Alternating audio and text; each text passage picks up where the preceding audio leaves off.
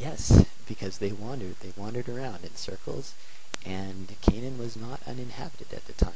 There were some pretty advanced civilizations there, um, not compared to Egypt probably, or even compared to modern day, but they were giants compared to the Israelites.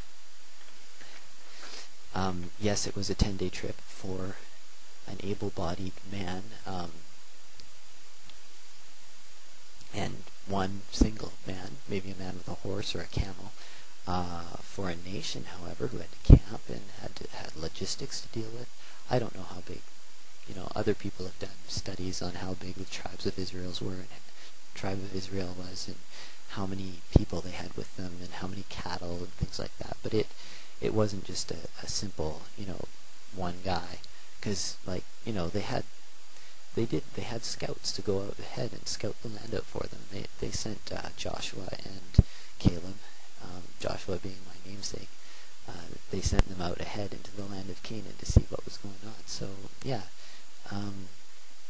not that it would take 40 years, but again, that 40 years was them living in the wilderness and them trying to figure out what the hell they were going to do, because you can't just move into a land full of people already and just suddenly, because these are times when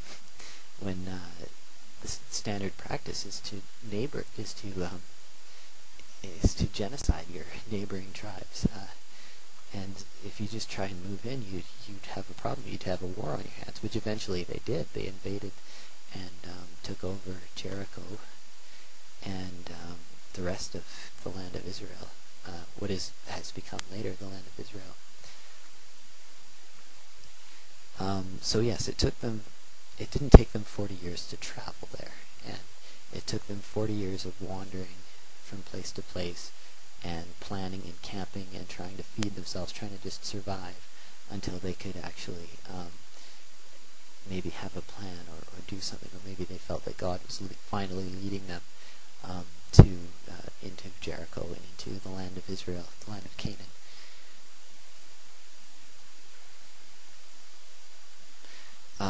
Most historians are pretty much in agreement that the Egyptians never kept Jewish slaves. The Bible is the only fucking text where you can find that information. I think that's fair enough. I mean, why? Slaves are okay. I don't know much about this particular issue, but I don't believe that the slaves were treated in the same way that we think of slaves being treated, and as we see them portrayed in the movies. And I believe that the Jewish slave class would have been a fairly well-off class, and surprisingly wealthy, and otherwise they wouldn't have been able to get out. They wouldn't have got gifts from the Egyptians as they were leaving. So I think that perhaps they were an oppressed group within the Egyptian society.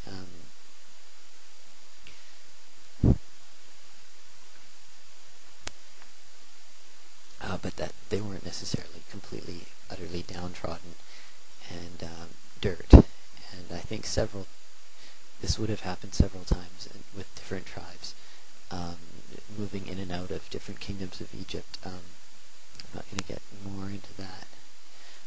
The other thing is much of the Old Testament was compiled in Babylon, where the Jews did really hold this kind of position of, they weren't slaves, but they weren't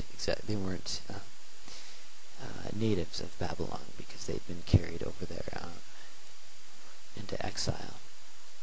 So they had a lot in common with the Exodus. Okay, I have to move on though. Let's move away from concretions for a moment. Oh, that's too bad. Look at the God theory from a purely philosophical standpoint. The Bible says that God is all-knowing and all-powerful. Okay. Yes, God is all-knowing and all-powerful.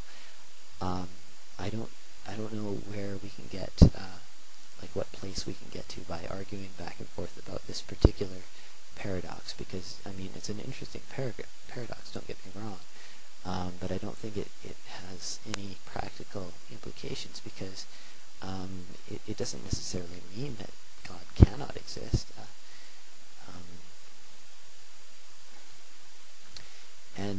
In fact, the way I like to think of God is that he's not necessarily all-powerful or all-knowing, but he's beyond anything we could know, and he's beyond anything we could do. So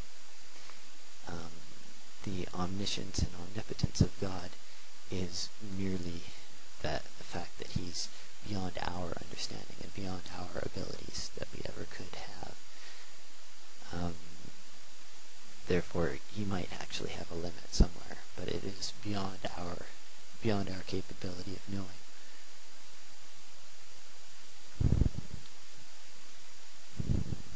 Limitations of the human mind, true.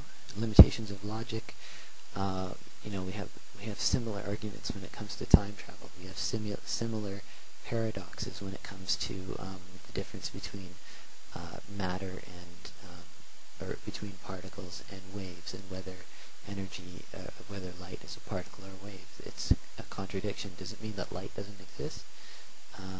It requires more, something beyond what we've been able to conceive of before. Only evidence is evidence. Faith is not evidence. True enough.